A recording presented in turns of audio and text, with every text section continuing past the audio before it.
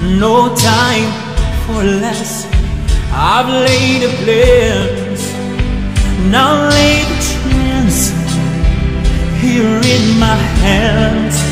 Give me one moment in time when I'm more than I thought I could be,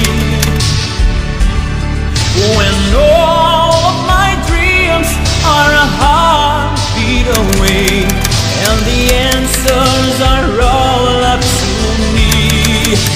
Give me one moment in time when I'm racing with destiny. Seperti biasa, sebelum dimulai, penulis mengingatkan jangan lupa untuk subscribe dan aktifkan loncengnya agar sahabat-sahabatku menjadi orang pertama yang memperoleh konten terbaru dari NHRGO Nirlanda. Selamat menyaksikan.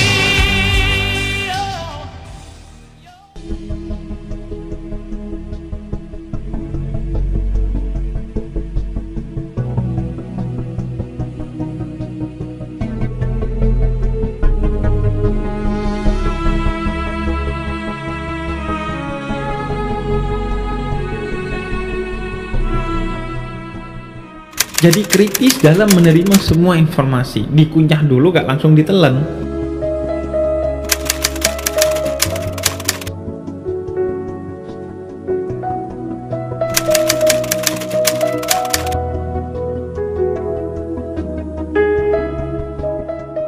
Itu bisa jadi pertama adalah pengaruh media sosial, karena media sosial itu kan mayoritas adalah anak muda, pengguna media sosial dan penyimak media sosial.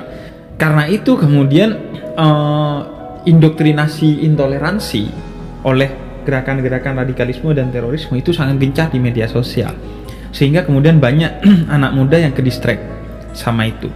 Nah, ini biasanya relatif tidak dilakukan oleh kelompok yang toleran di media sosial. Media sosial itu dikuasai oleh kelompok-kelompok intoleran. Karena itu perlu kelompok-kelompok toleran itu hadir di media sosial secara kreatif. Kadang udah hadir tapi gak kreatif. Ceramah 2 jam dimasukin ke media sosial. Iya. Ya gak ditonton dong. Benar. Nah, kemudian gaya komunikasinya juga masih kurang anak muda. Akhirnya gak ditonton dong. Gak menjawab pertanyaan-pertanyaan anak muda, akhirnya gak ditonton. Jadi itu problemnya. Kenapa milenial? Karena paling banyak di media sosial dan propaganda di media sosial itu banyak banget untuk intoleransi, karena murah juga, mudah juga, dan lain sebagainya. Kemudian yang kedua adalah karena anak muda itu labil banget, sehingga dia mudah aja digocek untuk jadi ini, jadi itu. Ya sama aja kan digocek untuk jadi fans sepak bola, penyanyi, grup band, dan lain sebagainya kan mudah. Sebab semudah itu juga digocek untuk jadi radikal, teroris. Karena bagaimanapun menjadi radikal dan teroris itu kan jawaban bagi orang-orang yang krisis eksistensi. Orang yang krisis eksistensi nggak bisa mewujudkan eksistensinya secara baik, positif, maka dia akan mewujudkan eksistensinya secara negatif. Contoh lah, kalau belum jadi teroris atau ekstremis, paling nggak knalpotnya jadi brong dulu untuk mendapat perhatian. Benar. Atau plat nomornya dibikin kayak nama pacarnya. Terorisme itu juga masuknya bisa di sana. Agar mendapat perhatian, ya udah melakukan tindak terorisme. Kemudian yang juga menjadi catatan bagi saya terkait tindak terorisme oleh anak muda adalah karena generasi milenial itu masih belum kuat pemahaman keagamaannya, khususnya kalangan urban. Kalangan urban kosmopolit itu kan biasanya nggak nyantri ya. Nyantrinya biasanya di kafe, biasa disuruh hijrah, kemudian ada yang memasukkan doktrin intoleransi melalui itu. Lo sudah banyak banget nih dosanya, kalau lo ingin cuci dosa maka lo harus jadi teroris. Nah, harus mati syahid, hanya itu jalan keluarnya. Jihad.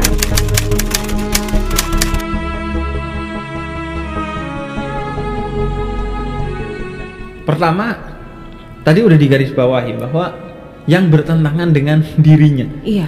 Berarti kita tuh punya kan hati dan pikiran yang jelas-jelas menolak konsep jihad yang disalah tafsirkan dengan kekerasan itu. Makanya perlu kehadiran hati dan pikiran yang kritis, hati yang tulus dan pikiran kritis dalam setiap kehidupan ketika kita menerima informasi, even itu informasi agama dan dari guru agama yang kita hormati. Kemudian jihad itu apa? Pertama, prinsip jihad itu tidak jahat. Jihad itu tidak jahat, itu dulu. Dan kemudian jihad itu bukan berarti harus mati. Jihad itu adalah jalan hidup. Maka siapa orang yang melakoni jalan hidup tertentu, maka berarti dia jihad. Apa makna jihad dalam Islam? Jihad itu artinya berupaya sungguh-sungguh untuk melakukan kebaikan atas nama Allah. Maka segala bentuk kebaikan yang kamu lakukan secara sungguh-sungguh untuk Tuhan itu adalah jihad. Kamu sungguh-sungguh belajar, kamu sungguh-sungguh bekerja, kamu sungguh-sungguh berdakwah, kamu sungguh-sungguh dalam bikin konten bagi kebaikan. Bukan hanya dakwah, konten untuk memberikan hiburan, kebaikan semua. Itu maka itu adalah jihad. Saya gak bicara tentang konsepnya, tapi langsung ngasih contoh. Contohnya Pak Agus B di Balikpapan. Itu menurut saya jihadis sejati. Dia itu menanam mangrove di pesisir pantai Balikpapan ribuan kilometer untuk menahan air agar tidak masuk ke Balikpapan, karena beberapa tahun yang lalu air masuk ke Balikpapan dan kemudian banjir karena mangrove-nya ditebangin oleh para pengusaha di sana. Akhirnya dia menanam pakai tangan sendiri, pakai biaya sendiri, sampai jadi gerakan setelah 18 tahun dan akhirnya mendapat perhatian dan penghargaan dari Presiden Jokowi waktu saat itu. Jadi ini jihad bagi saya, usaha sungguh-sungguh untuk menyelamatkan orang dari banjir atau tsunami laut. Jadi semua langkah-langkah sungguh-sungguh untuk kebaikan itulah jihad. Tapi semua langkah-langkah yang betapapun diniatkan untuk Tuhan tapi itu jahat, maka itu justru antitesa dari jihad. Itu bukan jihad, itu namanya jahat. Benar. Karena prinsip dalam Islam itu adalah hifdzun nafas, menjaga nyawa diri sendiri atau orang lain. Siapa yang menyakiti apalagi membunuh satu nyawa, kata Allah dalam Al-Quran, itu setara membunuh dan menyakiti seluruh umat manusia. Jadi gak ada ceritanya jihad itu menyakiti dan apalagi membunuh. Itu namanya jahat, bukan jihad gitu. Jadi jihad itu ya jalan kebaikan. Makanya Nabi Ibrahim pernah ditegur sama Allah dalam salah satu riwayat hadis qudsi. Nabi Ibrahim itu pernah kedatangan orang ateis minta makan karena kelaparan, umurnya 70 tahun. Tapi kemudian kata Nabi Ibrahim, saya ini penyebar tauhid, keesaan Tuhan. Ya kamu nyembah Tuhan dulu baru saya kasih makan. Gak enak, ini rezeki dari Tuhan masa dikasih ke orang yang gak nyembah Tuhan. Kata dia, enggak, saya gak mau nukar keateisan saya dengan sepiring nasi. Akhirnya dia pergi. Nabi Ibrahim ditegur sama Allah. Kata Allah, wahai Ibrahim, orang itu umurnya 70 tahun. Selama 70 tahun dia bisa hidup karena saya kasih makan, meskipun dia ateis. Minta makan sekali ke kamu ditolak atas nama saya. Akhirnya Nabi Ibrahim kejar dia dan kasih makan dia. Banyak orang yang mengatasnamakan Tuhan padahal dia bertentangan dengan Tuhan. Itu poinnya. Seolah-olah kalau dia marah, Tuhan marah. Kalau dia kesel, Tuhan kesel. Kalau menurut dia begitu, seolah-olah itu menurut Tuhan. Itu klaim-klaim yang menyesatkan. Karena itu daripada klaim-klaim menyesatkan itu, baiknya sih merasa tersesat saja. Seolah-olah, ini pendapat saya. Ya, kalau benar silahkan ikuti. Kalau nggak benar jangan diikuti. Begitu kata para imam-imam madhab. Imam Syafi'i, Imam Malik, Imam Abu Hanifah, Imam Hambali. Seperti itu bilangnya. Kalau kamu menemukan kebenaran, silahkan ambil. Madhab saya benar tapi mungkin salah, madhab orang lain salah tapi mungkin benar. Jadi tetaplah jadi pemuda tersesat. Karena dengan kita tersesat, kita akan mencari jalan yang benar ya Beb ya. Betul.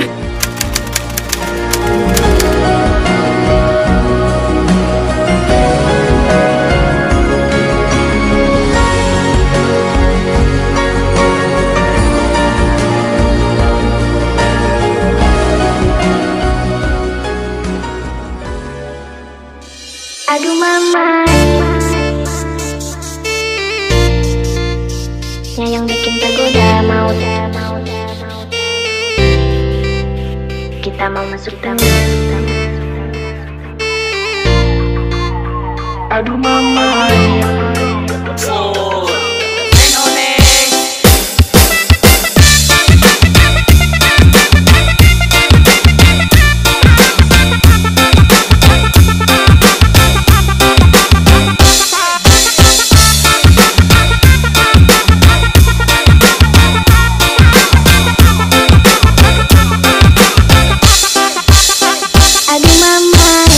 Cowok baju hitam membuat saya terpana, karena gaya rambutnya yang bikin tergoda. Mau tanya-tanya dia siapa punya, siapa tahu belum ada. Kita mau masuk tengah, kita mau masuk tengah, kita mau masuk tengah. Aduh mamai, aduh mamai, aduh mamai. Aduh mamai, ada cowok baju hitam membuat saya terpana, karena gaya rambutnya yang bikin tergoda. Mau tanya-tanya dia siapa punya, siapa tahu belum ada. Kita mau masuk tengah, kita mau masuk tengah, kita mau masuk tengah. Aduh mamai, aduh mamai, aduh mamai.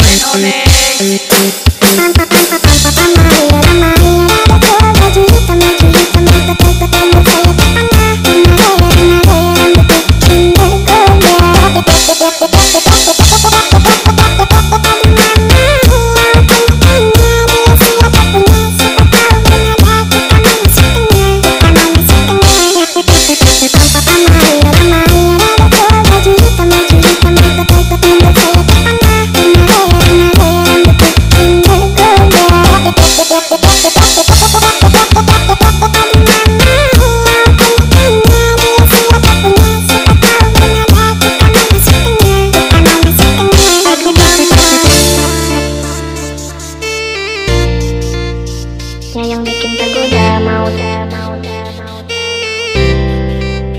kita mau masuk tamu. Aduh mamai.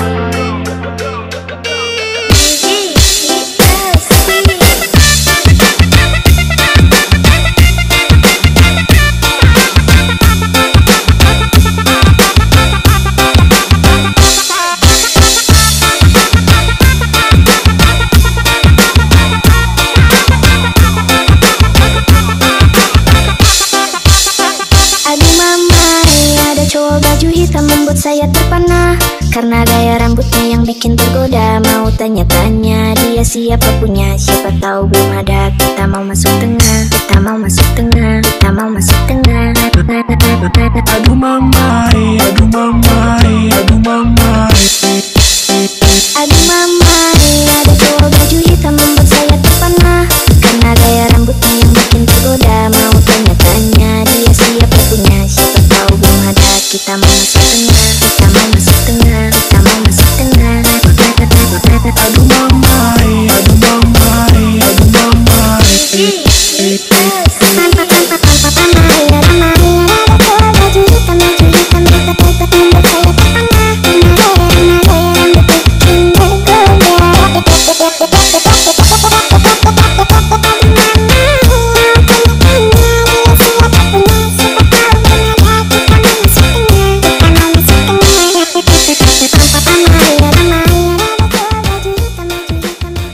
Jangan lupa untuk like dan share serta tulis komentarnya tentang konten ini agar dapat menjadi perbaikan kami di konten berikutnya.